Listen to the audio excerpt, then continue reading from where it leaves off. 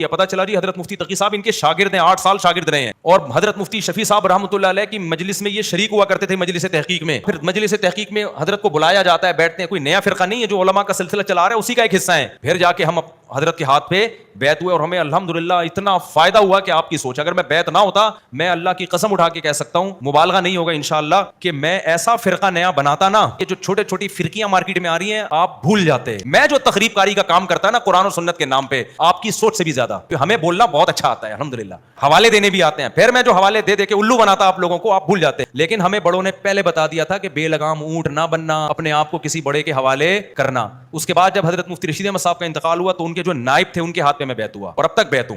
वो मेरी गलतियां मुझे अब तक बताते हैं, आपने बयान में गलत बोला है, रुजू करो इससे। तो कोई है बड़ा गलतियों पर तंबी करने वाला, इसलिए ट्रैक से हटे नहीं हम। तंबी करने वाला ना होता तो आप देखते हम कोई नया फिरका लाजमी बना के, फिर हम ये भी गलत वो भी गलत, लोग कहते हैं यार बस अल फलाहिया ही ठीक है।